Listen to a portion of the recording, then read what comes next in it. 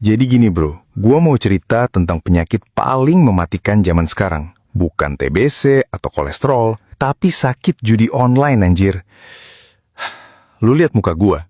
Ini efek belum tidur 3 hari demi ngejar yang namanya max win. Awalnya tuh manis banget cuy. Modal receh 100 ribu, dikasih menang 2 juta. Wah, di situ otak gua langsung konslet, ngerasa jadi orang paling pinter sedunia. Kampret emang cara kerja setannya. Nah, gejala pertama yang mulai muncul itu, lu bakal kehilangan jam tidur. Mata lu merem, tapi otak lu muter nyari pola skater. Tolol banget kan? Akhirnya tiap malam kerjaan gue cuma begadang ditemani suara petir kakek Zeus. Efek begadang itu bikin paginya lu jadi zombie. Di tempat kerja gue melamun mulu, kerjaan berantakan semua. Pas bos nanya kenapa, gue cuma bisa jawab, aman bos, kurang kopi doang. Padahal dalam hati lagi mikir mau depo pakai duit apa lagi ya Tuhan. Lu tahu nggak, gejala paling kelihatan itu pas lagi nongkrong. Temen gue lagi asik cerita, gue cuma jawab, oh iya, oh gitu. Pikiran gue melayang ke Olympus, mata nggak bisa lepas dari layar HP. Bener-bener antisosial dadakan gue. Gak butuh waktu lama sampai uang tabungan gue ludes. Pas cek ATM, ya elah, sisa belasan ribu doang. Kok bisa gitu loh? Padahal perasaan baru kemarin gue gajian. Di titik ini, panik mulai menyerang akal sehat gue, brother. Nah, di sini gue mulai gampang cemas dan tremor. Jantung gue deg-degan mulu tiap dengar suara notifikasi HP. Bawaannya sensitif, pengen marah-marah gak jelas ke orang rumah. Duh, dada gue makin sesek rasanya. Karena duit habis, mulailah fase paling memalukan dalam hidup gue. Ngemis pinjaman, muka tembok gue tebelin buat ngecat teman-teman lama. Alasannya klasik, bro, buat berobat nyokap.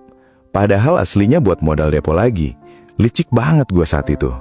Sampai suatu hari, temen gue ada yang jenah dan langsung negor. Lu kenapa sih bro? Tiap minggu minjem duit mulu. Penampilan lu juga makin gembel. Gue cuma bisa diem, gak berani jujur kalau duitnya habis dimakan bandar. Gak habis pikir itu loh. Saking penasarannya pengen balikin modal yang kalah, barang-barang berharga mulai gue lirik. Cincin pemberian mantan, laptop kuliah, sampai motor, semuanya mulai masuk ke tempat pegadaian demi memuaskan nafsu setan gua.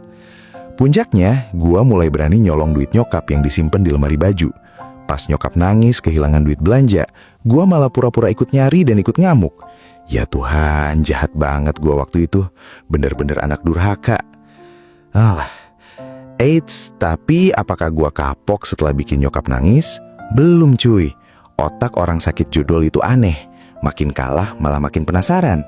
Gua ngerasa kemenangan besar udah ada di depan mata. Tinggal dikit lagi. Begitu semua barang habis dijual, datanglah sang penyelamat, sekaligus malaikat pencabut nyawa, aplikasi pinjol. Tanpa mikir panjang, gua daftarin KTP gua ke 5 aplikasi sekaligus. Cairnya cepat, tapi hancurnya juga secepat kilat. Begitu duit pinjol masuk, gua langsung ngerasa kaya lagi. Gua buka situs laknat itu dengan penuh percaya diri. Gua bilang ke diri gua sendiri, malam ini gua bakal tebus semua dosa gua. Dasar tolol. Tapi lu tahu sendiri kan akhirnya gimana? Gak sampai 1 jam duit pinjol 5 juta rupiah itu lenyap tanpa sisa. Bandar gak bakal biarin lu menang 2 kali bro.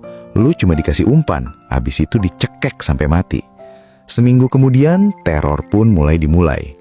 HP gua gak berhenti bunyi dari pagi sampai malam. Isinya telepon dari debt kolektor pinjol yang nagih dengan kalimat kasar. Jantung gua rasanya mau copot tiap kali HP gua geter. Gua jadi takut keluar rumah, takut ketemu orang, bahkan takut buat buka gorden kamar. Tiap ada suara motor berhenti di depan rumah, gua langsung keringet dingin. Mikir itu pasti orang suruhan pinjol yang mau gebukin gua. Yang paling parah, itu pinjol biadab mulai sebar data gua ke seluruh kontak di HP. Teman kantor, atasan, ampe grup keluarga dikirimin foto gua dengan tulisan buronan pinjol. Malunya setengah mati anjir.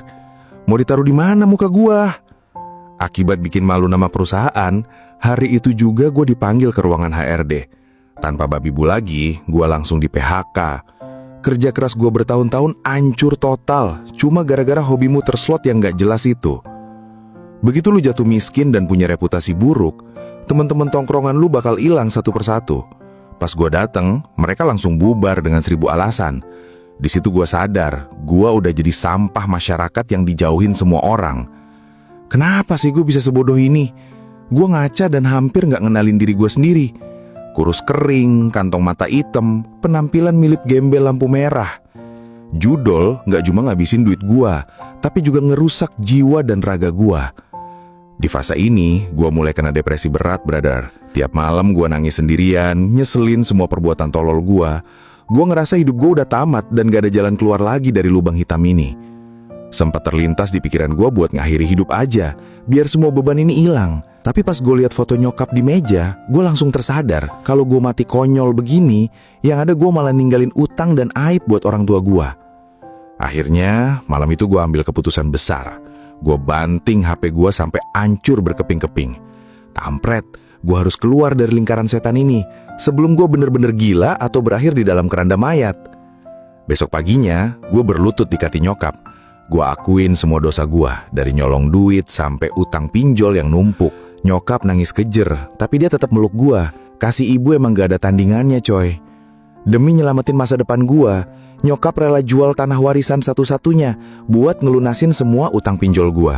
Hati gue rasanya diiris-iris, canggung dan berdosa banget nenggak hasil keringat orang tua buat bayar kebodohan gue.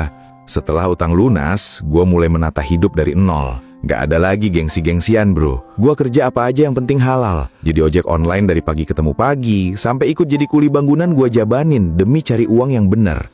Lo tahu gak apa yang beda? Pas gue megang duit 100.000 hasil keringat sendiri dari narik ojek, rasanya jauh lebih nikmat dan berkah dibanding megang duit jutaan rupiah hasil menang slot. Duit instan itu gak punya jiwa, bro. Gue juga ganti HP gue jadi HP jadul yang gak bisa internetan, biar gue gak tergoda lagi buat buka situs-situs haram itu. Pelan-pelan, jam tidur gue mulai normal lagi dan pikiran gue jauh lebih tenang sekarang. Kadang pas lewat warkop lama, gue suka miris lihat anak-anak muda yang matanya masih melotot di depan layar HP. Persis kayak gue dulu. Gue cuma bisa ngelus dada sambil berdoa semoga mereka cepet sadar sebelum telat. Sekarang, kebahagiaan gue sederhana banget. Bisa makan malam bareng nyokap tanpa ada teror telepon dari pinjol itu udah kemewahan yang luar biasa buat gue. Hidup tenang tanpa utang itu bener-bener nikmat, brother. Beberapa teman lama yang dulu ngejauh, sekarang mulai respect lagi pas ngeliat gue udah berubah total dan mau kerja keras. Kepercayaan orang itu mahal banget harganya, dan gue gak mau ngecewain mereka lagi untuk kedua kalinya. Intinya, keluar dari kecanduan judi online itu emang gak mudah, coy. Butuh niat yang bener-bener keras kayak batu dan support system dari orang-orang terdekat yang tulus sayang sama lu. Kalau lu gak mutusin rantainya sekarang, kapan lagi? Gue udah ngerasain fase paling bawah dalam hidup gue. Jadi bangkai yang hidup. Dan gue gak mau balik ke sana lagi. Hari ini, gue berdiri di sini sebagai pemenang yang berhasil ngalahin ego dan nafsu bodoh gue sendiri. Jadi buat lu semua yang lagi nonton video ini, dengerin baik-baik omongan gue.